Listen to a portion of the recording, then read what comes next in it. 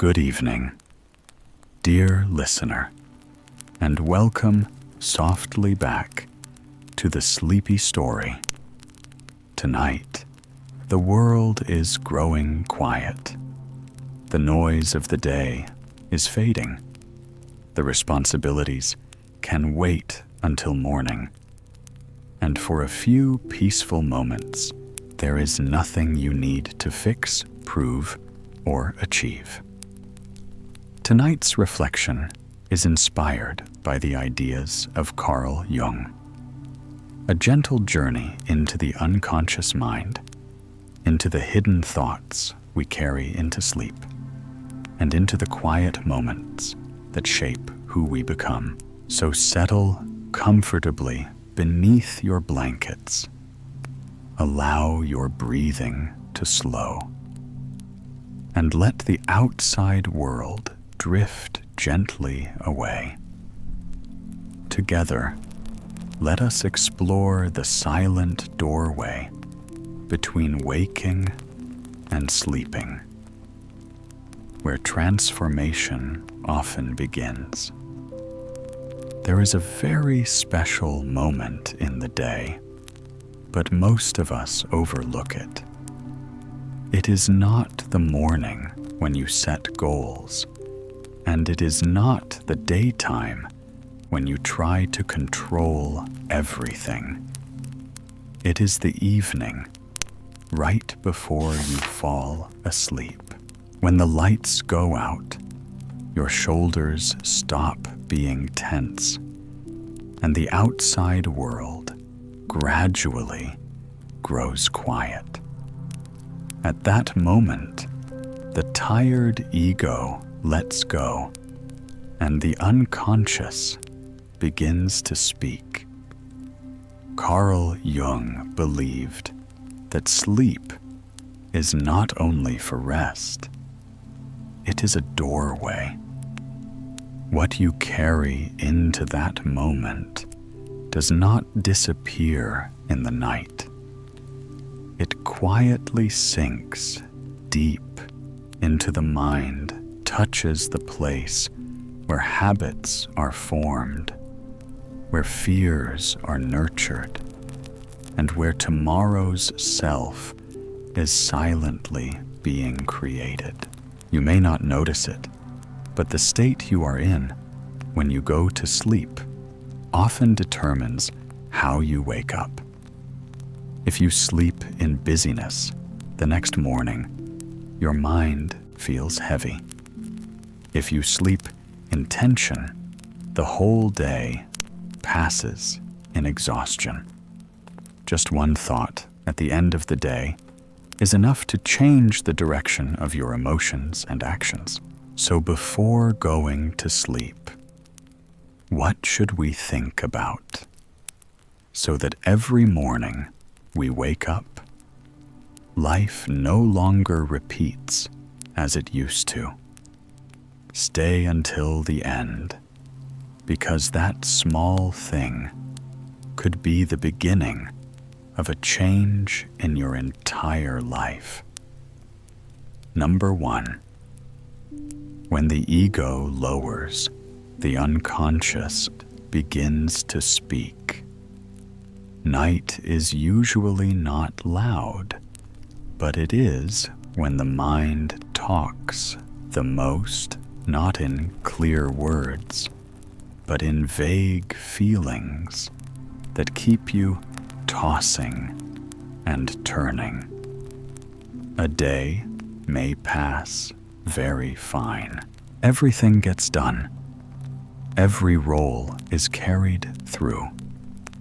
Yet as soon as you lie down, the lights go out inside you. Suddenly, there appears an uncomfortable emptiness. Not exactly sadness, not exactly worry, just a sense that something is off, something you never touched during the day. That moment reveals an important truth. In the daytime, you live by one part of yourself, and at night, another part begins demanding to be heard. That part that lives in the daytime is the ego. The ego helps you survive in this world. It teaches you how to behave properly, think reasonably, and keep emotions at a manageable level. Thanks to the ego, you can work, communicate, and not get pulled too deeply into the inner chaos. But the ego is also a very strict controller. To maintain a stable image, it has to push aside what does not fit. Emotions that make you feel weak, desires that make you doubt the path you are on, thoughts that shake the image of "I am this kind of person." None of it disappears. It is pushed down below. In the daytime, you rarely notice that life is busy enough that you do not have to turn inward. Work responsibilities sounds, and information continuously cover the mind with a layer of noise. But at night, as energy gradually runs out, the ego no longer has enough strength to maintain absolute control. It does not collapse, but it lowers. And at that moment, the unconscious begins to have space to speak. According to Carl Jung, the unconscious is not a dark part that must be eliminated, but the foundation of the entire psychological life. It contains what you have never fully lived, never fully understood, or never allowed yourself to become. In the daytime, the unconscious is covered by social roles. At night, when those roles temporarily fall away, the unconscious begins sending signals not to disrupt, but to restore balance to who you are. A very clear example is people who are always seen as strong. In the daytime, they handle work neatly, rarely complain, and always appear to control everything well. But at night, when they lie down, they struggle to sleep. There is no specific incident. Nothing new has happened, yet inside there arises a heavy feeling, sometimes emptiness. From Jung's perspective, that is not a paradox. It is a sign that the ego has been working too long, while other parts of the person have been neglected. In the daytime, they exist very well. At night, the unconscious reminds them that merely existing is not enough. The unconscious does not speak in logic. It does not analyze, argue, or explain. It speaks through feelings, through fleeting images, through old memories that suddenly return without warning. And if you do not pay attention, you will easily brush it off and assume it is just fatigue. But Jung believed that those moments are where the unconscious can reach you most clearly, because then the ego no longer has enough strength to distort the message. Jung once wrote a very famous sentence: "Until you make the unconscious conscious, it will direct your life, and you will call it fate." He did not say the unconscious is something terrifying. He pointed out that if you are not aware of what is operating inside, you will live under its influence without realizing it. You think you are choosing, but in fact, you are reacting according to patterns formed a long time ago. The moment before sleep is when those patterns are most likely to show themselves. In the daytime, the ego is like a thick pane of glass, allowing only proper thoughts into consciousness. At night, that pane becomes thinner, and what was hidden begins to appear. Not clearly, but enough to make you uneasy. Imagine the mind as a lake. In the daytime, the wind blows constantly, and the surface is always rippling. You only see the moving surface and think that is the whole lake. But when night comes, the wind gradually calms, and the surface becomes smoother. That is when you begin to see what lies beneath. Not because the bottom suddenly appears, but because for the first time, the water is still enough to reflect. The unconscious is the same. It is always there. Only when the ego lowers do you get the chance to sense it. What matters is understanding that the unconscious does not appear to make you weaker. It appears that you can become more whole.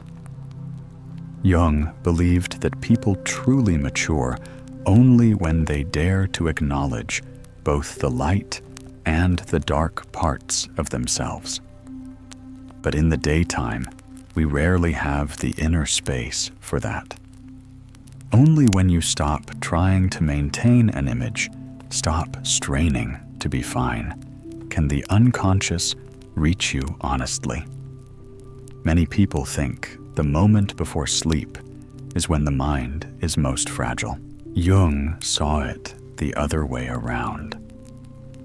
He believed it is when the mind is most real, when you are no longer on guard, when you are no longer performing, when you are no longer rationalizing everything, and therefore, what appears then carries far deeper meaning than daytime thoughts.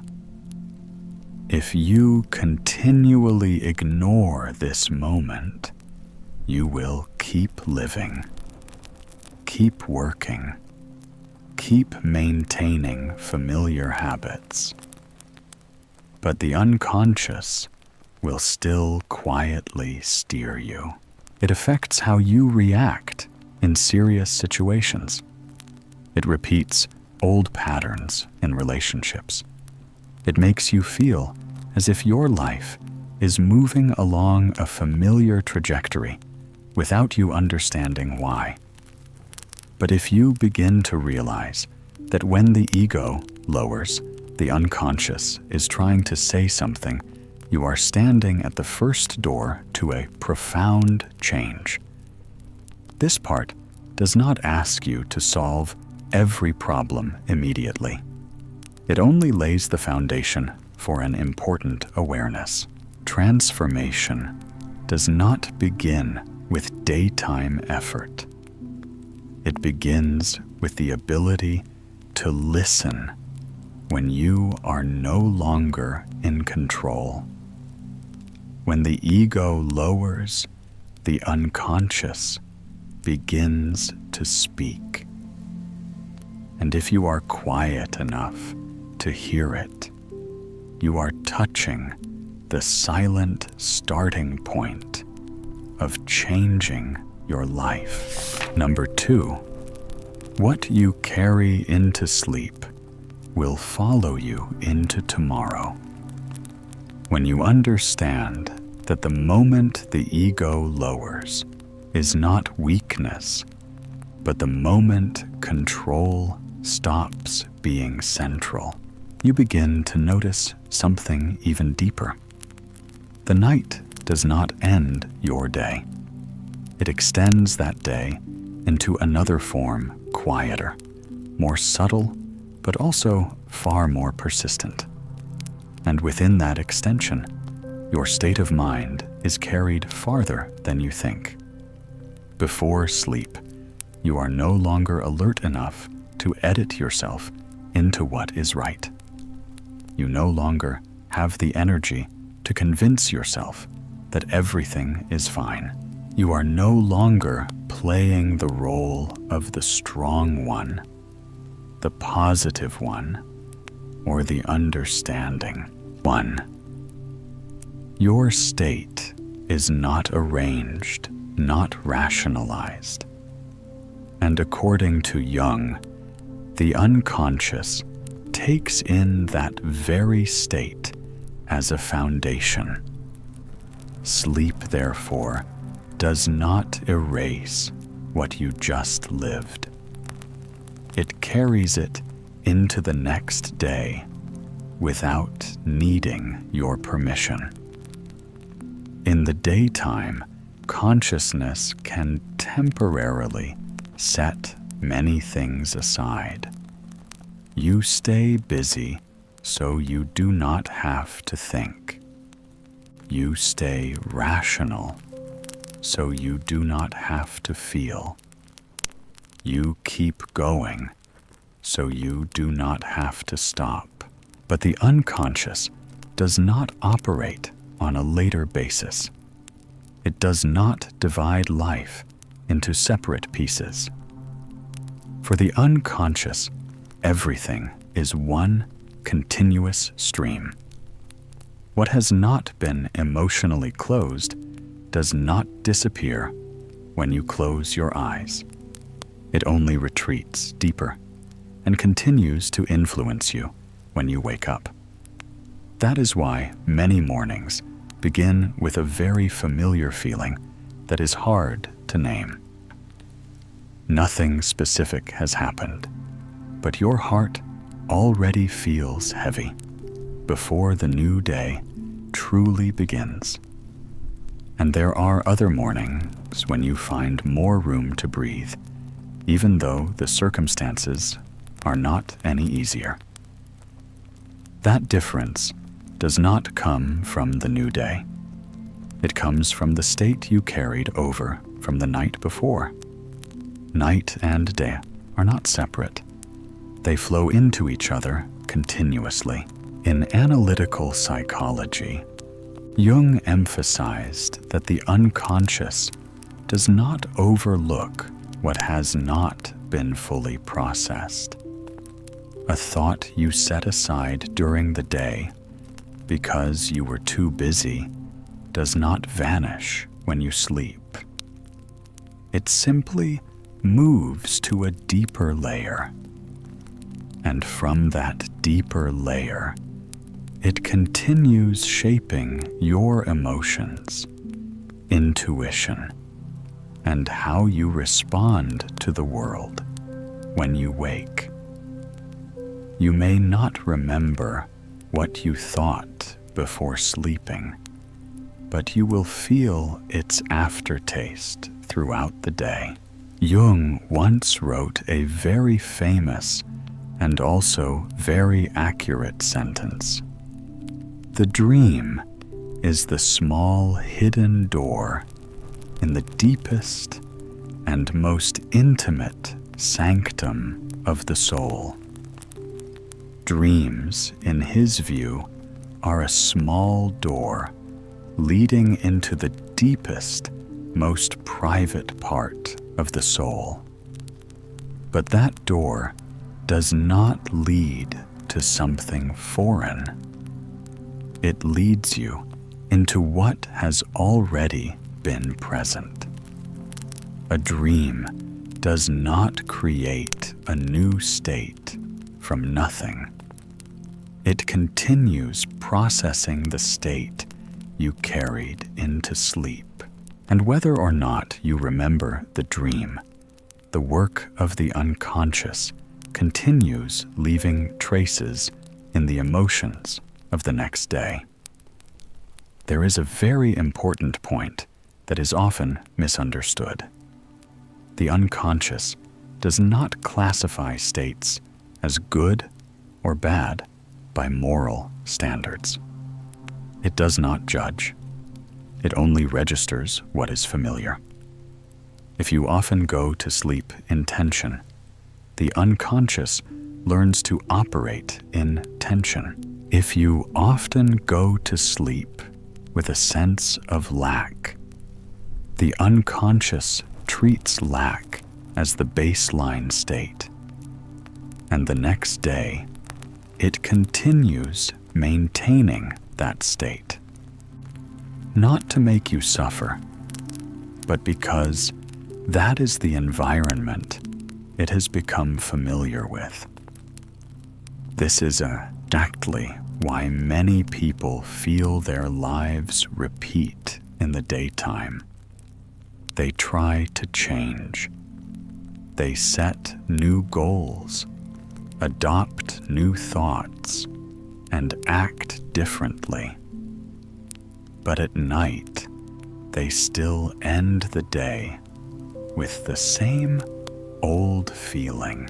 And the unconscious, loyal to what is familiar, continues guiding them back into the same rhythm of life, not because they do not try hard enough, but because they are working at the surface level, while the roots are still being fed every night. You can imagine the unconscious as a quiet process that runs when everything else has settled. In the daytime, you only see what is on the surface: actions, words, decisions. But when night falls, what lies underneath continues to be rearranged, not in a hurry, not dramatically, but very steadily. And what it uses as its main material is the last state you leave behind before sleep. Therefore, the practice here is not forcing yourself to think positively or trying to do it right. Jung did not believe in suppressing or avoiding emotions. What you need to do is simply take a few minutes before sleep to create a truly quiet space. No phone, no distractions in that space. Note just one thing. What state is present inside me right now, if you can name it? Anxiety, exhaustion, emptiness, calm, or a mixed feeling that is hard to describe. Naming it is not about control. It is about letting the inner state be seen exactly as it is. This action may seem very small, but from Jung's perspective, it carries great meaning. When a state becomes conscious, it begins to lose its silent power over you. Not because it disappears immediately, but because you are no longer carrying it unconsciously.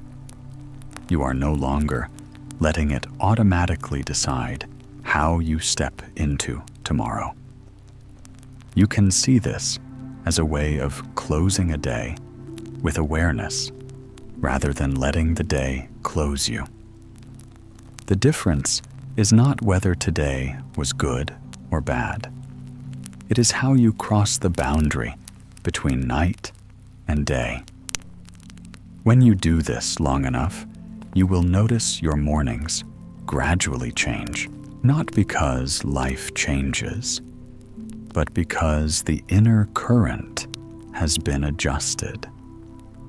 The moment before sleep, therefore, is not the end of a day. It is a very quiet beginning of the next day. And in that quiet point, you are planting something into your life, night by night. If what you have just heard makes you recognize a familiar state that you often carry into sleep, share it in the comments. It could be just a feeling, a small habit, or a new realization about yourself. And who knows, your very personal story might reach someone else. Someone who carries that same state every night and has never understood why. When experiences are shared, they are no longer a personal burden, but become a support point for people to look back at themselves more deeply. Number 3, the darkness appears only when you stop distracting yourself. From the moment you stop trying to carry a certain state into sleep, stop trying to fix yourself to be more fine. Stop avoiding the feeling present inside something very special happens. No immediate relief, not peace, but darkness. Thoughts you do not want to think, emotions you once called negative, parts of you that in the daytime you always try to sidestep. And what matters to understand is this: the darkness does not come because you are weak. It comes because you have stopped distracting yourself. In the daytime, distraction is the most common survival strategy of modern people. Work follows work. Screen follows screen. Sound follows sound. Each time an uncomfortable feeling rises, you immediately find something else to think about. Not because you are shallow, but because you have learned to exist that way. Distraction helps you avoid facing things, and in many cases, it is truly necessary for you to keep living. But at night, especially in the moment before sleep, distraction is no longer easy. The space quiets down. The body slows down. The things that used to help you run away no longer have the strength to pull you outward. And when you stop running, what you left behind begins to catch up. Jung called that part the shadow.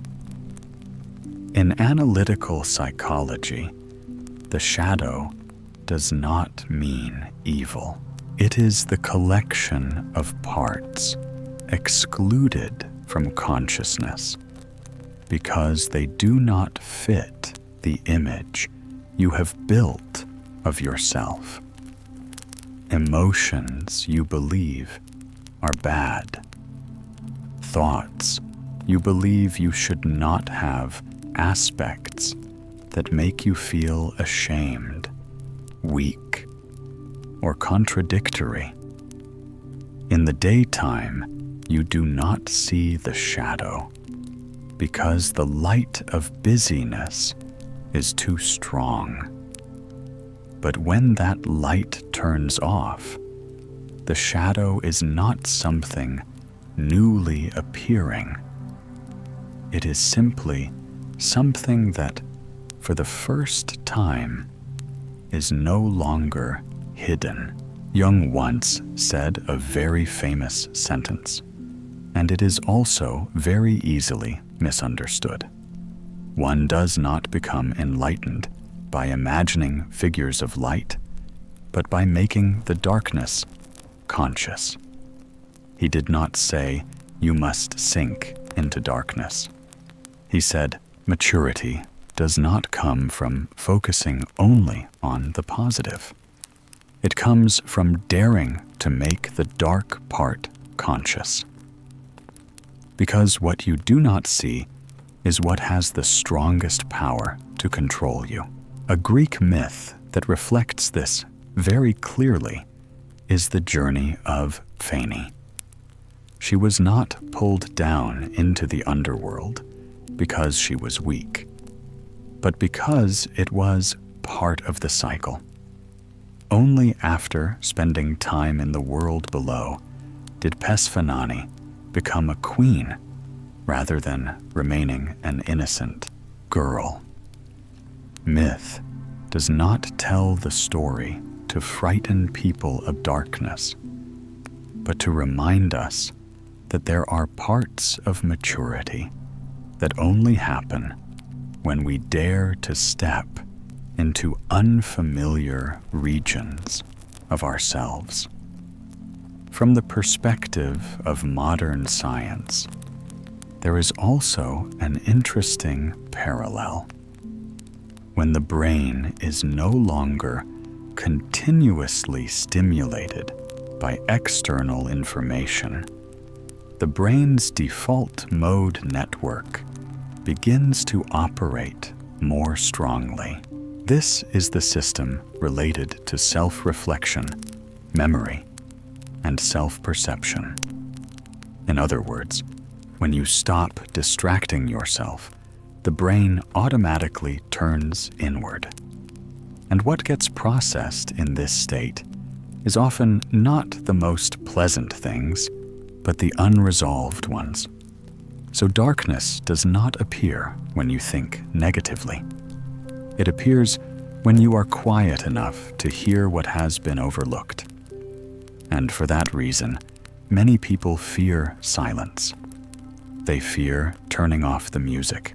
They fear lying still. They fear doing nothing.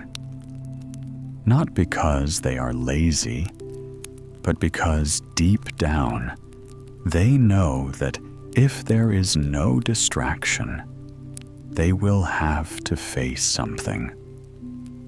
A comparison may help you picture this more clearly.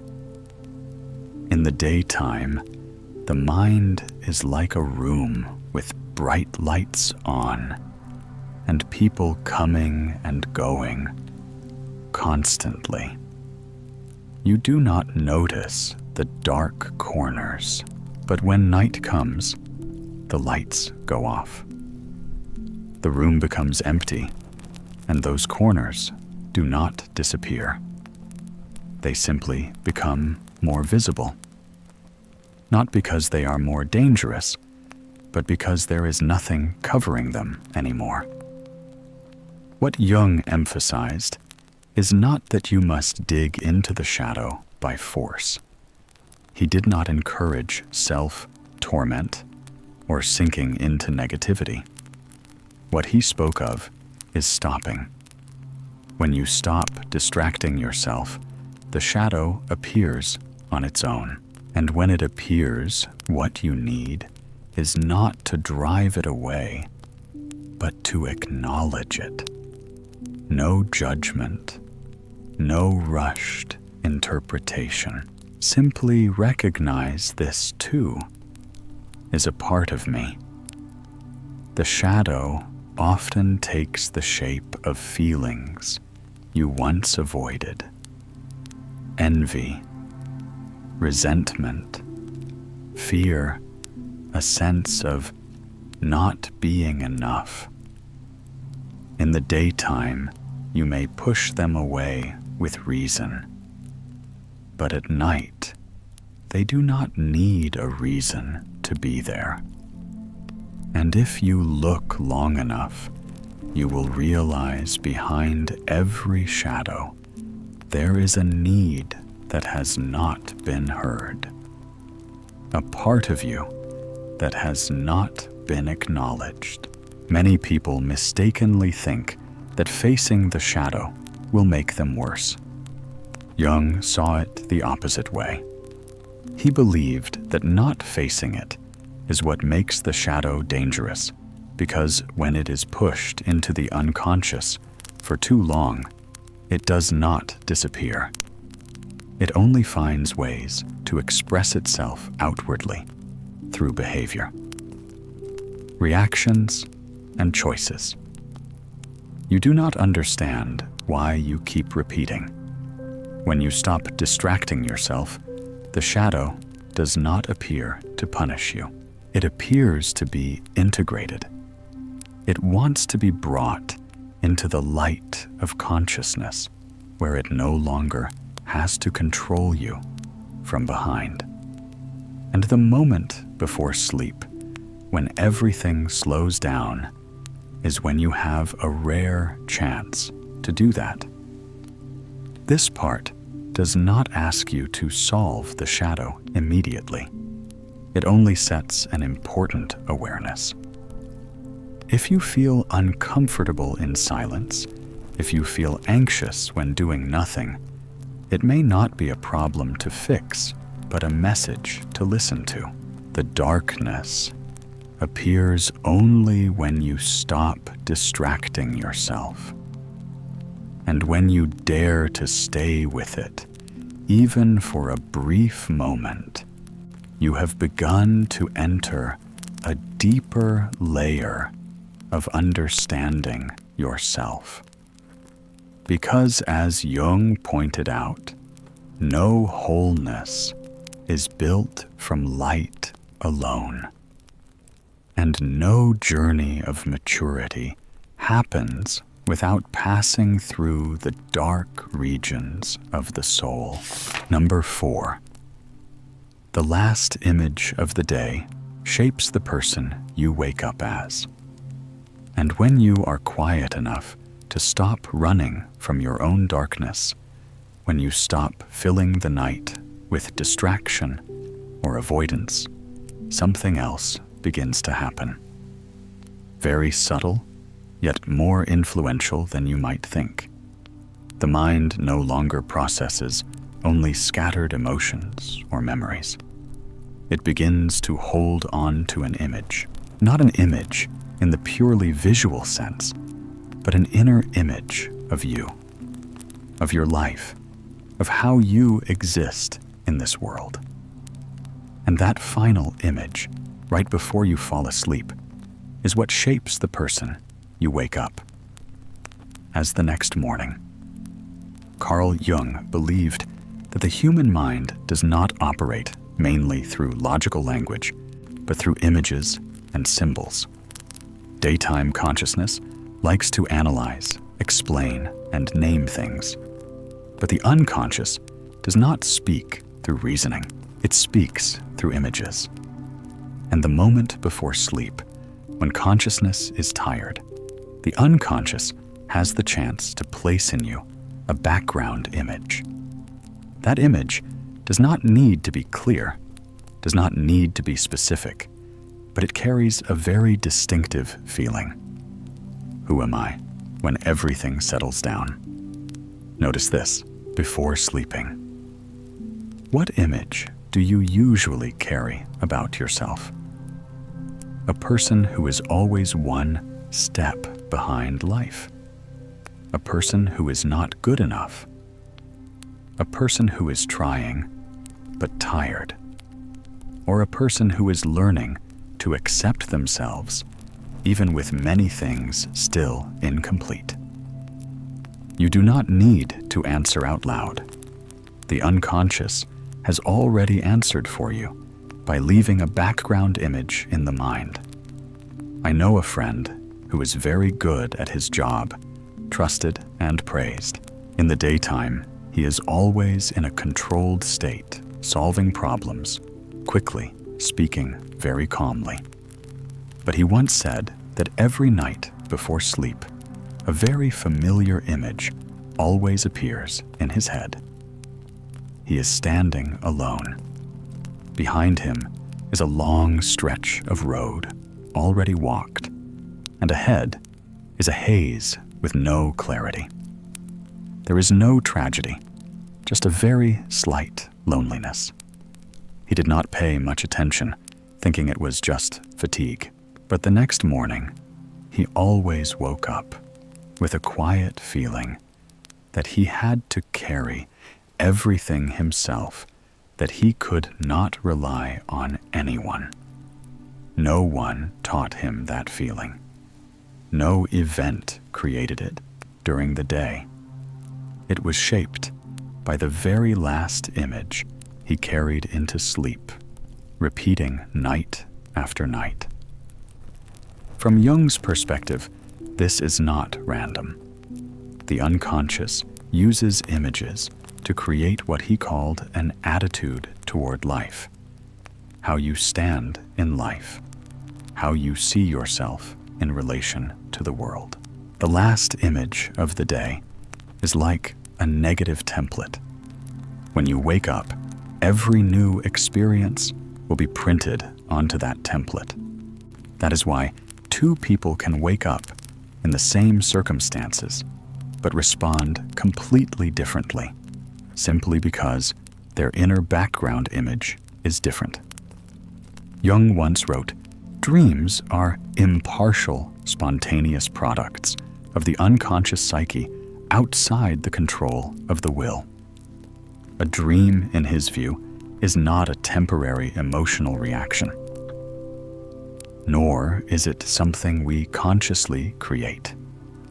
It is a spontaneous product of the unconscious appearing when the will no longer controls. Therefore, the images that arise in dreams or right before sleep often do not speak about what we think we are feeling, but about the real position we are standing in within our inner life. And precisely in the moment before sleep, when layers of interference gradually withdraw, those images can appear most clearly, with the least noise. You can imagine this, like setting a photo as your phone wallpaper. During the day, you open dozens of apps, read all kinds of information, and watch all kinds of content. But each time you return to the home screen, the background photo is still there. You may not look closely, but it is always present. The last image of the day in your mind is the same. It does not occupy all of consciousness, but it is the background on which all other thoughts appear. What is notable is that this image is not always negative. There are people who, even under great pressure, still carry a very different image before sleep. They are walking slowly, but not lost. They do not know the exact destination, but they know they are moving.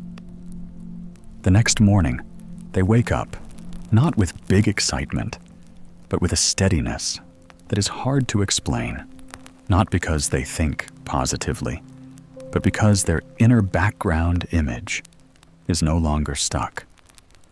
It is movement. Jung believed that deep psychological transformation does not begin by changing circumstances, but by changing the inner image. When that image changes, the attitude toward life changes with it. And what is interesting is that you do not have to imagine a new image in a forced way. More important is recognizing what image is automatically appearing each night, because that is the image the unconscious is trying to say something about you. The last image of the day is often very simple. It may be only the feeling that you are always chasing, or that you are standing still, or that you are shrinking back. But precisely that simplicity gives it a powerful influence. The unconscious does not need complex stories. It needs a symbol strong enough to represent your state of living.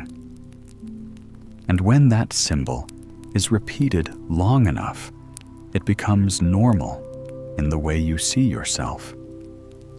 If you wake up for many days in a row with the same familiar feeling, it may not be because life is not changing, but because your last image of the day has not changed. And Jung would say, there can be no true awakening if the unconscious background image stays the same. In this section, Jung did not believe in self-hypnosis with fake positive images. What he emphasized is making the existing image conscious. Recognize it. Stay with it. Ask quietly, what is this image saying about how I am living? When an image becomes conscious, it begins to shift. Not immediately, but enough that you are no longer shaped by it in a vague, blind way. The last image of the day, therefore, is not only a product of fatigue, it is a very honest mirror, reflecting your relationship with yourself. And the person you wake up with each morning is not random. It is the person shaped from that image, repeated, refined day after day. If you feel this video touched something deep inside, share it with someone you think is also closing each day with images very similar to yours. Some things do not need to be said too much. Just being passed to the right person at the right time can begin a very quiet change. Number 5. Each night is a silent step on the journey back to yourself. By this point, you may have begun to sense something very different from how we usually think about change. Life does not turn in a new direction just because of one big decision. And it does not transform only through daytime efforts. What truly shapes who you become over time lies in very quiet, very small moments, repeated so often you no longer notice them. And each night, when you close a lived day, you are stepping onto such a journey. The journey back to yourself. Carl Jung called this journey individuation, the process by which a person gradually becomes themselves, not the version most accepted by society, but the most whole version. Wholeness here does not mean perfection. It means no longer being split, no longer living only by the part allowed to appear in the daytime, while the rest is pushed into the shadow. And what is very important is this: the journey does not happen through force, but through permission. Permission to stay with yourself, especially in the moments no one sees. In the daytime, you are forced to face outwardly. You react to the world, adapt to circumstances, and hold your role in relationships. You have to be someone. But at night, when roles fall away, when there is no one to impress or please, you have fewer reasons to keep performing. That is when the person behind the roles has space to breathe.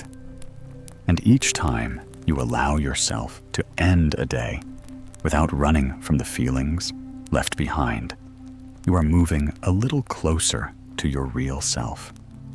This journey is not loud. There is no sense of victory. There is no clear milestone to say, I am done. It is like walking in fog. You cannot see far. But each step takes you away from the old point. And each night, whether you are aware of it or not, you are still walking. The question is not whether you are part of the journey, but whether you recognize that you are on it. Carl Jung himself is a very clear example of this.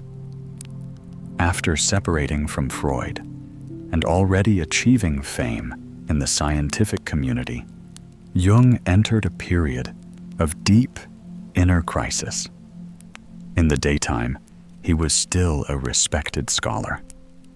But at night, he faced dreams, images, and emotions so intense that even he was bewildered. Instead of suppressing or avoiding them, Jung chose to stay with what appeared at night. He recorded it, drew it, and dialogue with his inner world. Those experiences were later recorded in the Red Book, not as a scientific work, but as a map of the journey back inward. Jung did not escape the darkness in one night. He moved through it night by night. That shows a very important truth. The journey back to yourself is not a journey upward. It is a journey inward. And the deeper you go, the more you realize you do not need to become someone else. You only need to stop moving away from yourself. Modern psychology also looks at this from another angle. The deepest integrating processes of the mind do not happen when people continuously stimulate the brain with information, goals, and action. They happen when the nervous system is allowed to slow down. When it no longer has to react, the brain begins reconnecting parts of experience that were separated. Sleep, and especially the minutes before sleep, is the natural environment for that process. Not to fix you, but to bring your parts back into one whole. Jung once wrote a very short sentence that goes straight to the core of this entire journey. The privilege of a lifetime is to become who you truly are. The privilege of a lifetime for Jung is not success or recognition, but becoming yourself. And becoming yourself is not adding something new. It is gradually removing layers that are not yours, removing roles worn too long, removing images you used to survive, but that no longer reflect who you truly are. Each night, when you lie down with no one to prove anything, to no goal, to achieve no question of what do I have to do next, you move a little closer to the part of you that does not need to perform. That part may be very fragile. It may not know how to speak clearly, but it is real. And it is the repetition of these very real moments night after night that creates the biggest change. Not changing your personality, but changing your relationship with yourself. Many people think an inner journey must be tied to complex methods, elaborate exercises, or intense awakening moments. Jung saw it differently. He believed the most important thing is not technique, but steady presence. Staying with yourself long enough to stop fearing what appears, and sleep in the most natural way creates that space for you every day without requiring you to do anything big. You do not need to understand yourself completely. You do not need to resolve every inner conflict. The journey back does not demand perfection. It demands honesty. Honesty with the feelings left after a day. Honesty with the last image you carry when you close your eyes. Honesty with the distance between the person you are living as and the person you truly are. The practice for this phase is very simple. Before sleep, place one hand on your chest. Breathe evenly and give yourself a few minutes to stop. Feel the breath rising and falling under your hand. Feel the body being present. No need to adjust your state. No need to reach anything. Just stay still with what is present, whether clear or vague. That full presence in silence is already a small but real step on the journey back to yourself.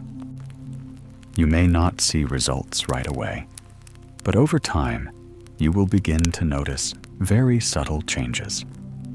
You respond more slowly to things that used to hurt you. You strain less in familiar roles.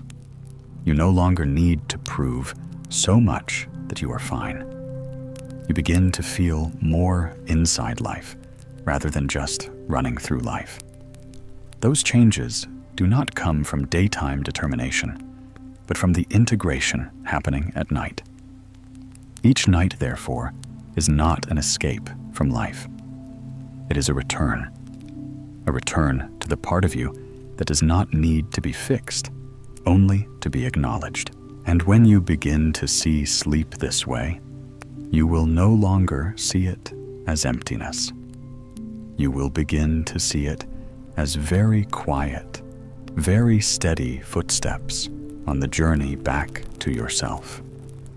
Not loud, not showy, but deep enough that at some point you realize you are no longer as far from yourself as you used to be. Perhaps by now, you have realized something important. Your life is not truly decided by what you do in the daytime, but by how you end each day. The moment before sleep, when every role falls away, when there is no need to prove or control you, stand closer to your real self than at any other time. And that moment, repeated long enough, quietly shapes the person you wake up as the next morning. Carl Jung did not see change as a loud breakthrough. For him, transformation is a quiet process in which consciousness gradually learns to listen to the unconscious. Each night, when you stop distracting yourself, stop running from the feelings left behind, you are allowing the neglected parts of you to return. And when the real self is present long enough, life cannot help but change direction. You do not need to think of anything grand before sleep. The only thing you need to carry is honesty. Honesty about the feeling that is present. Honesty about the image that is in you. Honesty about the distance between the person you are living as and the person you truly are. Jung believed that this honesty, not positive thinking or strong willpower, is the foundation of a whole life. If this video made you pause and think, press like to support the channel. And if you want to continue exploring deeper perspectives on the mind, the unconscious, and the journey back to yourself, do not forget to subscribe to accompany the next videos. Sometimes, just changing one thing before going to sleep is enough for life to begin to change. And now, dear listener, our journey through the ideas of Carl Jung is slowly coming to an end. The day is finished. The mind can finally rest. There is no need to solve everything before sleep. No need to force understanding. Simply allow yourself to be present with what is true. The unconscious works patiently. Growth happens quietly, and sometimes the most important changes begin in silence. Thank you for spending this peaceful evening with the Sleepy Story. Until next time, sleep deeply, dream peacefully, and good night.